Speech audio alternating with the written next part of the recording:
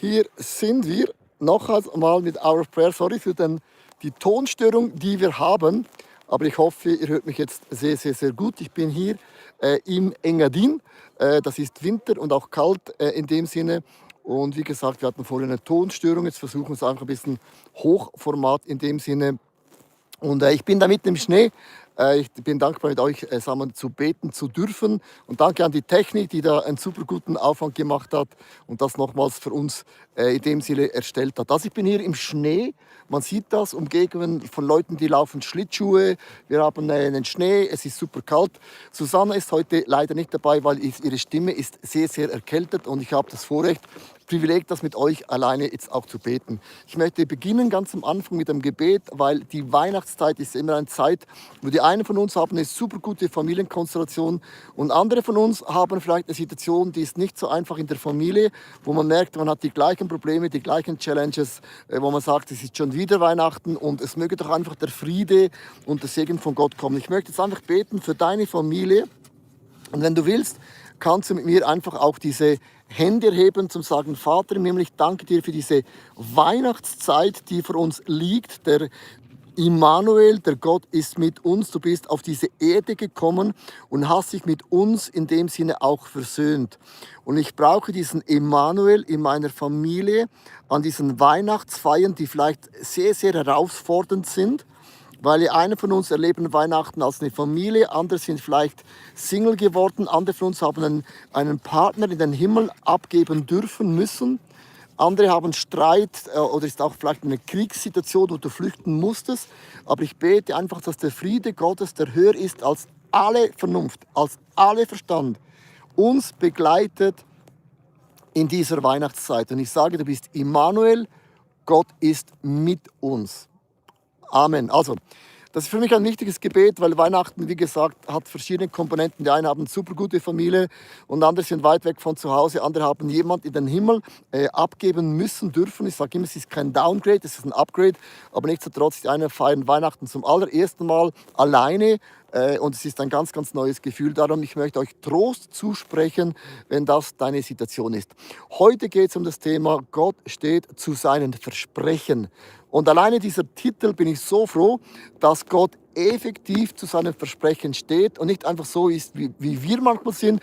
Wir versprechen etwas in der Euphorie und sind total begeistert und dann geschehen gewisse Dinge, die vielleicht nicht genau so sein, wie wir es gerne hätten. Und dann merken wir, Gott ist nicht so. Was Gott einmal zusagt, zieht er durch. Und zwar, das ist die Geschichte von Simeon. In der Weihnachtsgeschichte, es war ein Mann, er war Gott treu, hat Gott nachgefolgt und hat gewartet auf den Messias. Und das Warten heißt in der Bibel eben nicht, es gibt nicht ein Wort, wo Gott sagt, er war 20 Jahre alt und als dann Jesus auf die Welt kam und hat ihn in den Händen gehalten, vergingen 30 Jahre. Die Bibel gibt keinen Anhaltspunkt, wie lange hatte Simeon gewartet. Und das ist ehrlich gesagt ein Challenge. Weil wenn wir wissen würden, wie lange du auf ein Wunder warten würdest, könnte man das einrichten.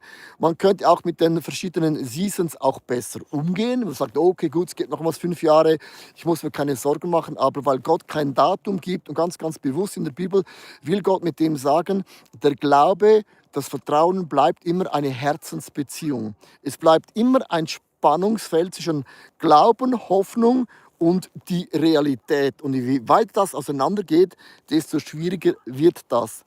Und wie kann man warten, nicht aufgeben auf das Versprechen, das Gott uns gegeben hat? Und der Schlüssel ist in der Dankbarkeit. Die Bibel sagt, mit einem dankbaren Herz treten wir in die Vorhöfe Gottes. Also ohne Dankbarkeit kommen wir nicht an das Herz von Gott. Es sind nicht die glücklichen Menschen, sind die, die dankbar sind. Es sind die dankbaren Menschen, die sind glücklich.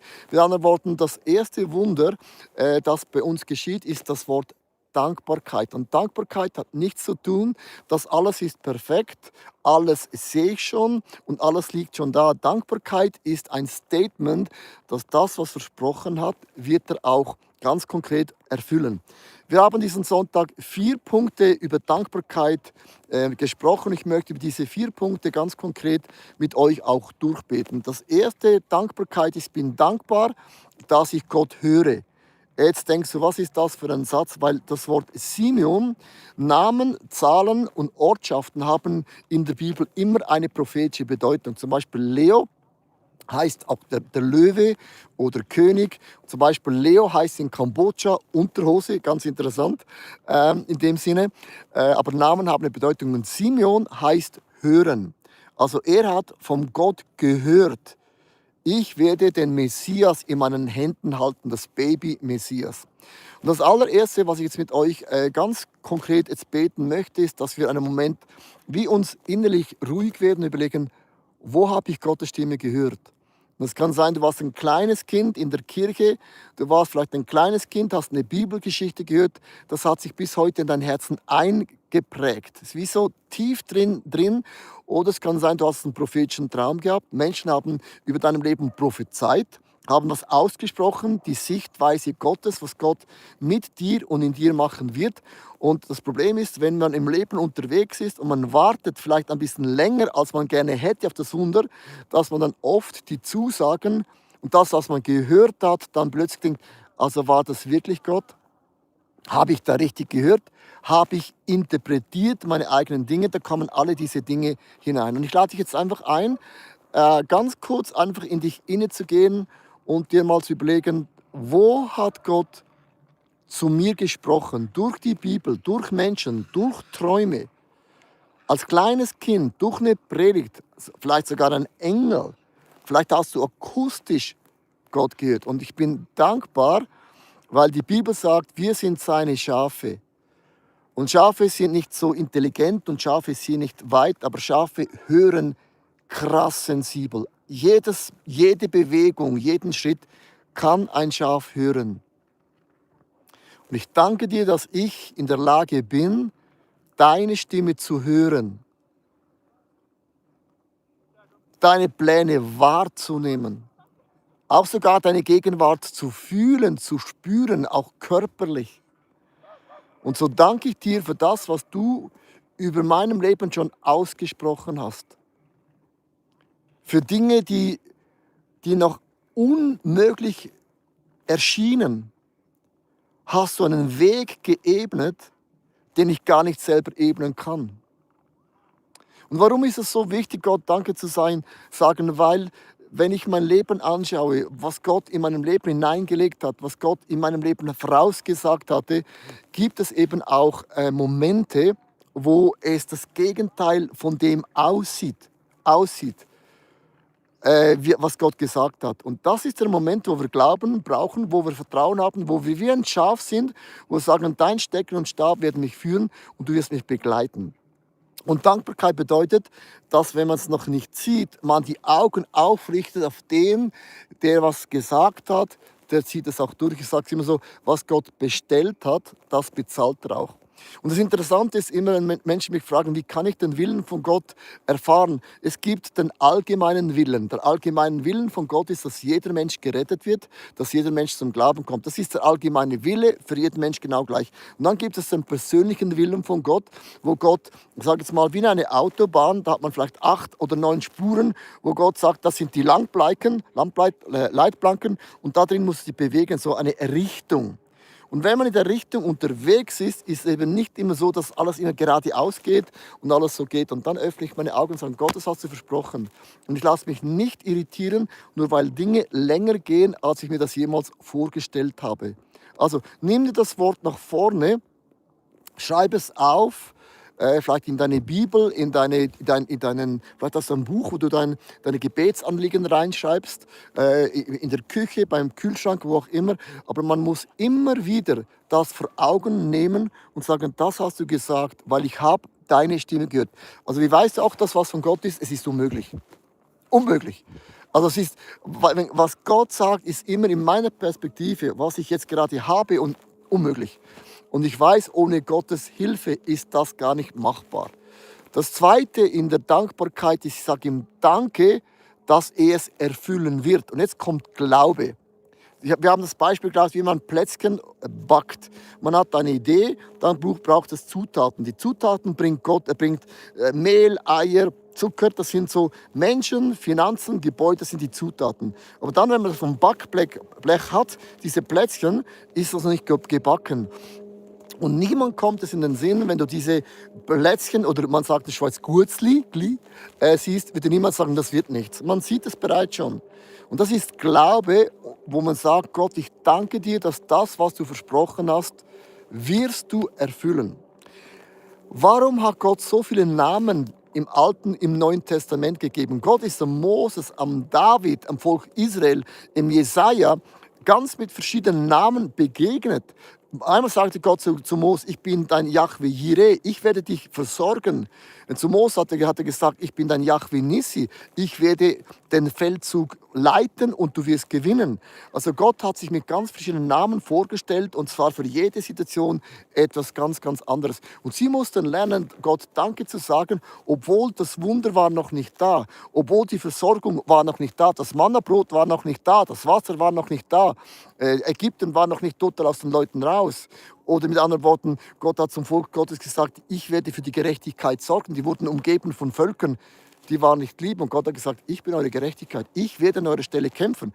Also wenn Gott ein Wort gibt, eine Zusage gibt, wenn Gott den Menschen mit einem Namen begegnet ist, war die Situation nicht gelöst. Das heißt, Glauben bedeutet, dass Gott dir einen Zuspruch gibt. Du hast Zutaten, es ist auf dem Blech, die Plätzchen sind schon da, noch nicht gebacken.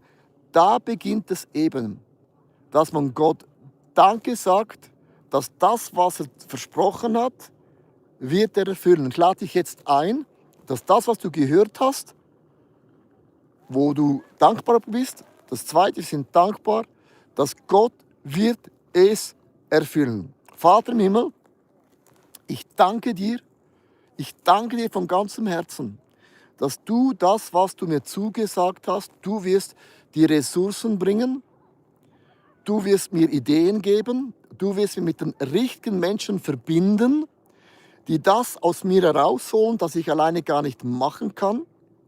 Du wirst Türen öffnen, die sind verschlossen. Es gibt das Wort, es ist unmöglich.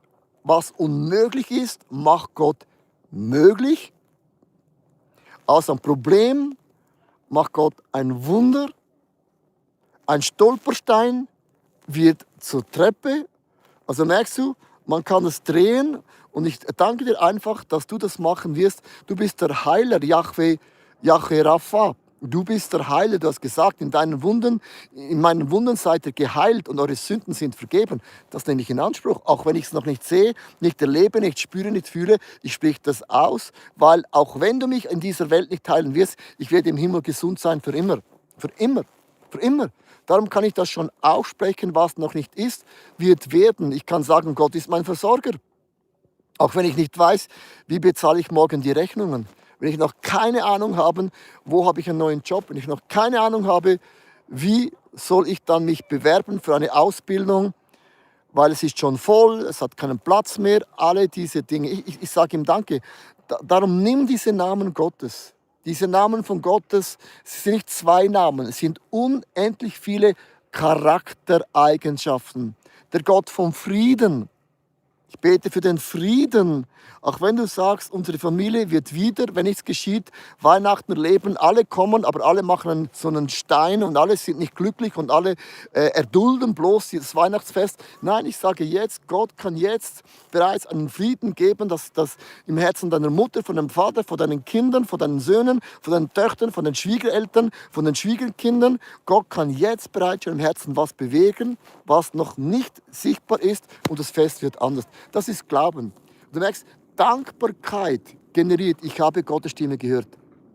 Und ich bin so dankbar, dass Gott, was er versprochen hat, obwohl ich es noch nicht sehe, er machen wird.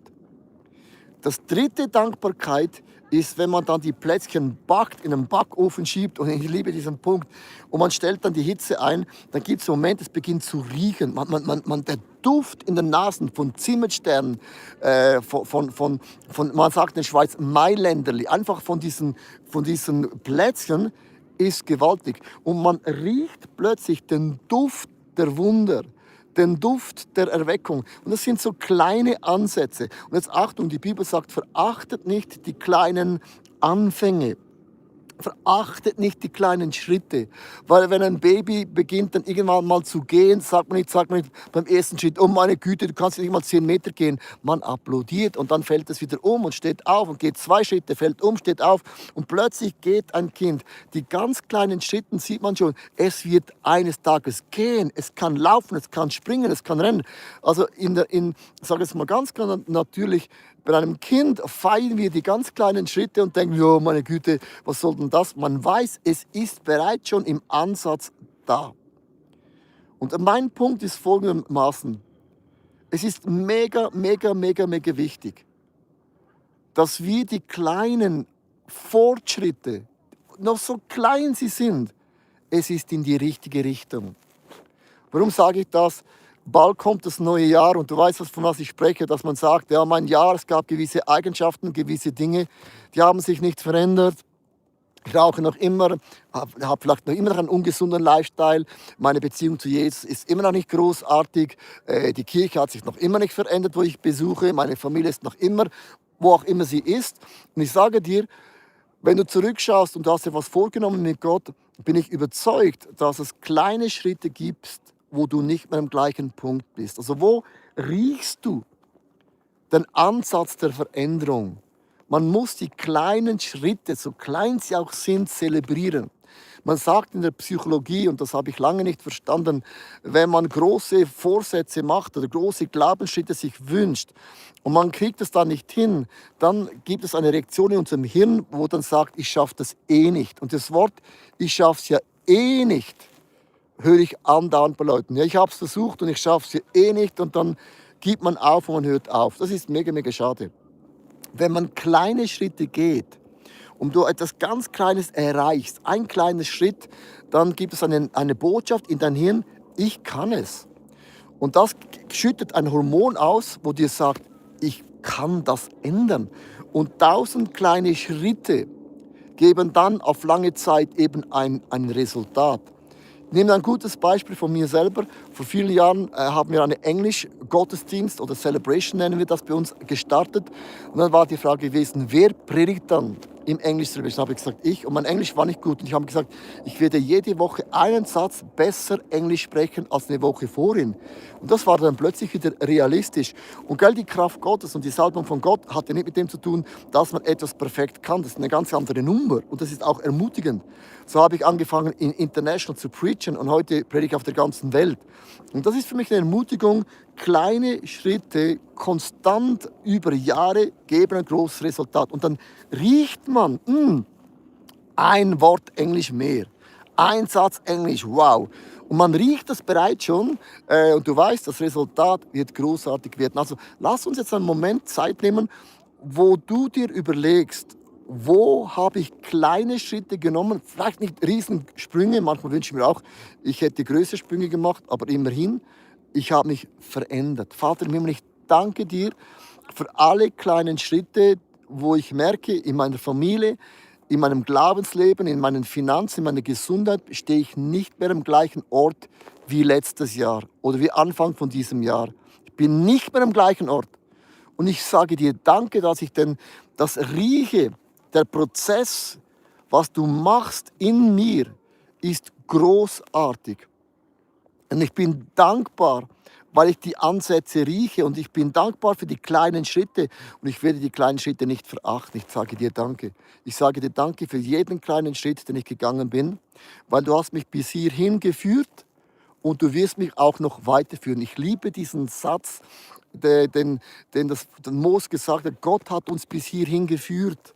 Liebe Leute, dann wird Gott uns doch nicht alleine lassen. Er wird uns auch noch weiterführen in das nächste Level. Also sag ihm Danke, danke. Wenn du jetzt beginnst, Danke zu sagen, ich sage ihm nicht Danke für das, was noch nicht perfekt ist. Ich sage ihm Danke für das, was er machen wird. Dankbarkeit ist der Schlüssel zum Wunder. Dankbarkeit ist der Schlüssel zum Herzen Gottes. Dankbarkeit ist der Schlüssel in den Hof Gottes, in den Vorhof Gottes. Kommt ein mit dankbaren Herzen, zieht ein mit Jubel. Also wo riechst du Dinge, die nicht mehr gleich sind wie Anfang von diesem Jahr? Ich habe mich zum Beispiel vorgenommen, dass ich jedes Jahr vor der Fastenzeit 1 Kilo leichter bin wie letztes Jahr. Ist nur 1 Kilo. Aber mach das mal über 10 Jahre. Dann bin ich von dann in 10 Jahren ein bisschen leichter. Und ich habe mir nicht vorgenommen, einfach 20 Kilo runterzugehen, sondern jedes Jahr 1 Kilo, weil das kann ich, das ist machbar. Das ist nicht ein großer Change in meinem Leben. Natürlich, ich esse keinen Zucker mehr, diese Dinge, aber nichtsdestotrotz, weil ich ja viel reise, ist mein Essverhalten nicht ganz so einfach. Möchte ich das nicht herausreden. Aber ich habe mir auch wieder vorgenommen, 1 Kilo weniger, wenn ich die Fastenzeit beginne. Und wenn ich das jedes Jahr mache, gehe ich runter und es fühlt sich dann einfach ganz anders an. Wenn ich zum Beispiel Sport mache, ich fühle jedes Kilo mehr beim Squash spielen. Du schleppst es einfach rum. Das ist jetzt meine persönliche Geschichte, da hat jeder eine andere Geschichte in dem Sinn. Aber ich möchte dich ermutigen mit dem, wenn du das eben siehst, dann muss man das zelebrieren, weil man das riecht und auch schmeckt. Genau. Ich möchte das vierte Punkt habe ich gebracht, das Wunder. Wenn man dann das Wunder in den Händen hält, und Simon hielt das Wunder, den Baby Jesus in den Händen. Und achte einmal, das Baby Jesus bedeutete, er war noch nicht der Messias, der Blinde sehend macht, der Lahme gehend macht, der Tote auferweckt und der Dämonen rauskickt. So, sie hielten ihn einfach in den Händen. Und das hat ihm gelangt zu sagen, wow, das Wunder ist in meinen Händen, weil Leute haben erwartet, es kommt ein Messias, er wird uns von den Römern befreien, von den Steuern, von der Ungerechtigkeit und der wird mit lauter reinkommen und alles niederändern. Nee, es kam ein Baby. Ein Baby, also so, er kam, um zu dienen und nicht bedient zu werden. Er kam, um angebetet zu werden und nicht einfach so, wie Menschen es gewohnt sind, für einen König, der Macht ausnutzt und einfach Menschen klein macht, sondern die Leidenschaft von Jesus ist, er ermutigt uns, er ermahnt uns, er bringt Dinge aus uns heraus, die die Welt nicht aus uns herausbringen kann. Also, wenn man dann die Plätzchen rausnimmt aus dem Backofen, muss man die auch essen. Also, man muss sie essen. Und essen heißt, man braucht einen Moment, wo man feiert. Also wo feierst du die Siege? Wo feierst du, mit wem feierst du deine Durchbrüche? Das, was Gott macht. Wir haben bei uns im ICF Zürich viele große Events, wo wir die letzten Jahre viele Wunder erlebt haben. Und wir haben festgestellt, wir brauchen immer wieder ein Wunder. Immer wieder, was Gott dann auch macht. Und wir haben für uns das etabliert, dass nach jedem großen Event wird gefeiert. Zum Beispiel das Musical-Team macht eine Dankesparty. Wenn alle nach Hause gehen, machen sie eine Dankesparty. Es wird gefeiert, es wird angestoßen auf Gott, was Gott machte. Weil vor dem Musical haben wir gebetet, wir hatten Challenges, Herausforderungen gehabt, weil es läuft nie etwas nach Plan. Und dann ist so ein Event vorbei, Gott hat gewirkt und dann ist das Problem bei uns, der nächste Event steht schon vor der Türe. Und wir haben lernen müssen zu sagen, halt, stopp, wann feiern wir das, was Gott macht? Und feiern ist auch etwas, was wir in unserer Kultur lernen müssen, weil wenn Gott ein Wunder vollbracht hat, du weißt, was ich meine, kommt die nächste Herausforderung. Und wir brauchen das nächste Wunder von diesem Gott im Himmel. Und darum lade ich dich ein, mit mir zusammen einfach, ich bin jetzt da in den Bergen im wunderbaren Engadin. Es ist sehr, sehr kalt, aber die Luft ist unglaublich rein. Einfach jetzt Gott Danke zu sagen. Das ist der Moment, wo du deine Hände emporhältst. Und Vater, ich danke dir einfach für all die Wunder, die du vollbracht hast. Gott sagte zu seinem Volk, kommt 3-mal im Jahr zusammen, feiert die Feste, vergisst nicht, als ihr kamt von Ägypten mit leeren Händen und eure Körbe waren leer. Und jetzt schaut sie an, sie sind gefüllt mit Früchten, mit Nahrung, mit Kindern, mit Multiplikation, mit Gesundheit, mit auch Werten, die ich euch anvertraut habe. Und eure Körper sind nicht mehr leer. Und sie mussten lernen, Feste zu feiern und Stopp zu machen aus dem Alltag. Der Alltag ist ja wie ein Hamsterrad. Darum, der Sabbat ist nichts anderes, als Halt, Stopp zu machen und mal zurückzuschauen und sagen, was habe ich in diesen 6 Tagen geleistet? Was habe ich für Gott bewegt, um das zu reflektieren und Gott wieder Danke zu sagen? Sabbat ist nicht anders als ein Dankesmoment. Gott hat mir geholfen und Gott wird mir auch in der nächsten Woche wieder helfen. Das ist jetzt Worship. Worshipe ihn. Sag ihm Danke. Sprich es aus laut mit deinen Worten. wo du dankbar bist für die Wunder Gottes, für die Treue Gottes, für die Güte Gottes, für die Durchbrüche Gottes, für die Wunder Gottes, für seinen Namen, für seinen Charakter, für deine Frau, für deinen Mann, für deine Kinder, für das Land, wo du wohnst, für die Kirche, wo du besuchst, dass du eine Kleingruppe hast, dass du einen Gott hast, der das Beste aus uns herausbringt. Du kannst ihm Danke sagen, dass du jedes Jahr, wenn du Steuern bezahlst, dann meckern die Leute. Nein, sag Gott Danke, dass du Steuern bezahlen kannst, weil es bedeutet, du hast ein Gehalt, du hast einen Job. Hast du keinen Job mehr, hast ein anderes Problem. Also sag ihm Danke. Sag ihm Danke für deinen Körper, für dein Aussehen, für deine Begabung, für alles, was du gebetet hast. Und ich habe so eine Dankesliste gemacht von all diesen Dingen, die Gott bewirkt hat, wo ich ihm Danke sage. Warum ist eine Dankesliste mega wichtig? Weil oft vergessen wir, dass Gott alles gemacht hat. Wenn wir zurückschauen, vergessen wir oft Dinge, kleine Wunder, große Wunder, spektakuläre Wunder. Dass meine Mutter für mich gebetet hat, ist ein Wunder. Dass ich zum Glauben gekommen bin, ist ein Wunder. Dass Gott mir einen Freund an meine Seite geschickt hat, der mir das Evangelium erklärt, ist ein Wunder. Ist ein Wunder. Ich habe eine Frau, wir haben Kinder, wir haben eine Kirche, wir haben Freunde. Es läuft in meinem Leben nicht alles rund, by the way. Von dem spreche ich jetzt nicht. Aber Dankbarkeit heißt, ich lenke meine Augen weg auf den, der ist und immer sein wird. Also lasst uns Gott Danke sagen. Du hast die Plätzchen in den Händen.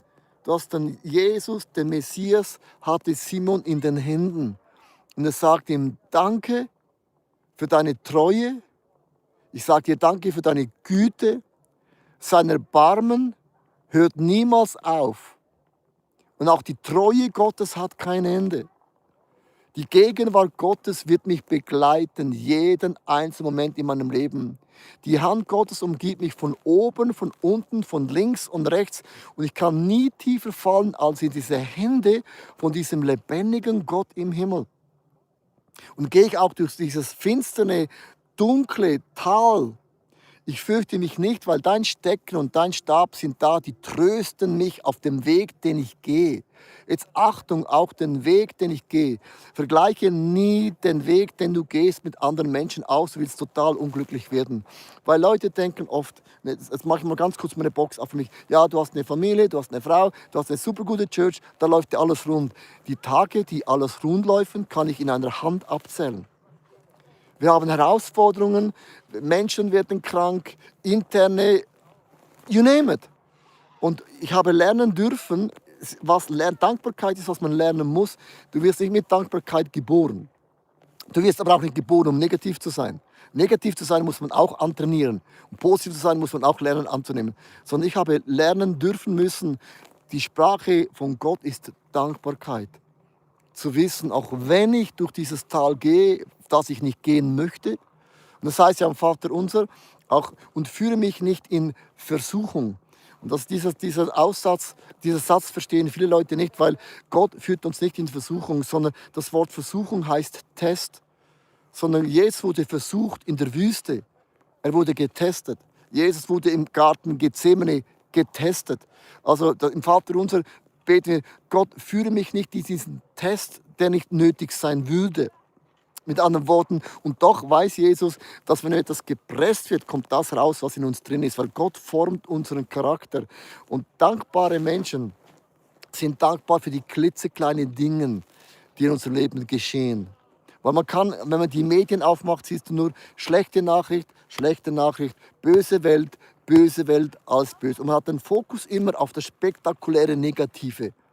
Aber ich habe mich entschieden, ich schaue auf das, was Gott tut. Und ich bin nicht bereit, den Fingerabdruck Gottes nicht sehen zu wollen oder nicht sehen zu können. Gott macht noch immer die größten Wunder.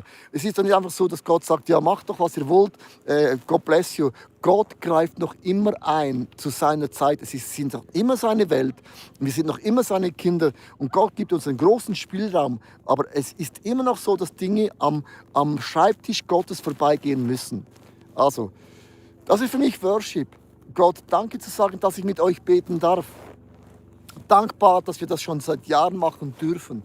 Dankbarkeit, dass die Technik funktioniert und der Ton da ist, dass wir nochmals starten konnten. Also merkst, ich bin dermaßen einfach dankbar für alles, was Gott mir anvertraut hat. ich möchte enden mit einem ganz einfachen Beispiel, was du machen kannst heute, wenn du Zeit hast. Nimm ein Blatt Papier, schreib 1 bis 100 und schreib dir 100 Dinge auf, die du dankbar bist. Und ich sage dir, die ersten 10 easy, die nächsten 10 auch easy. Und nach 50 wirst du plötzlich merken, jetzt kommen die Details. Und je mehr das du machst, wirst du das merken, es ist krass, wie umgeben ich bin von einem Gott. Er ist gut, er ist treu, er steht zu seinem Versprechen und hört niemals auf in unserem Leben. Also nimm ein Blatt Papier, 1 bis 100. Und es ist eine coole Übung, haben wir letztens gemacht, ich und meine Frau.